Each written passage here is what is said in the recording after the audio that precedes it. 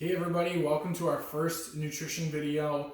The goal with these videos is to give you tangible information in very easy to digest format and just keep things really short and sweet for you guys. So our first topic today, we're going to talk about how our body uses food, aka fuel.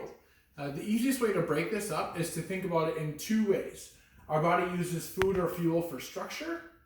We also use it for energy, okay? And if we think of our three macronutrients, protein, fats, and carbohydrates, they kind of fall into two categories. And like I said, those categories are structure and energy.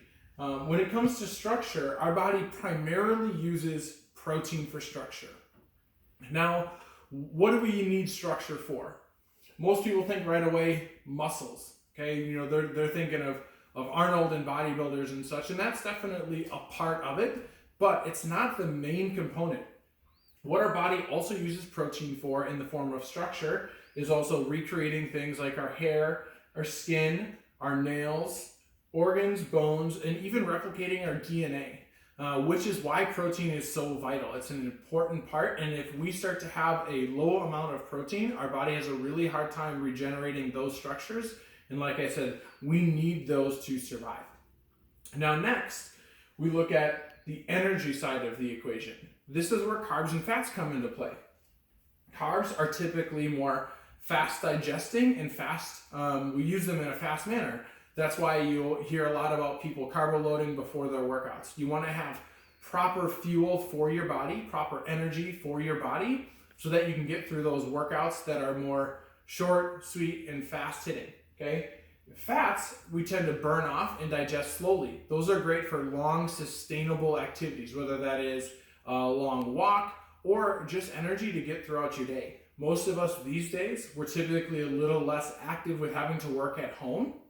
So fats tend to be our friend because we tend to not need that fast, hard-hitting energy source like carbohydrates, okay?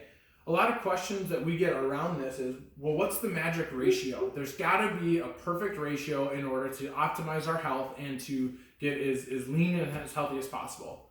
And studies show two things. You need to find something that's centered around your daily activity. So if you have a very active job, more carbs are going to be good. If you have more of a sedentary job, you tend to want to be more fat heavy. And then also, what is sustainable for you? Everybody's different, so you got to find the right ratio. Some people do really well on a high fat diet. Some people do really well on a high carb diet. You just got to figure out what's sustainable to you, what allows your body to have good hunger cues, good energy, and control your cravings. If you can pay attention to those three things and dial in that ratio that works best for you, that's what's going to be the most successful thing.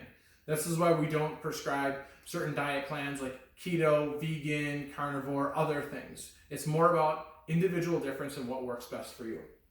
So I hope that helps break things down. If you guys think of things very simply between structure, which is what we use protein for, energy, which is what we use fat and carbs for, hopefully that helps keep things very simple for you, easy to understand.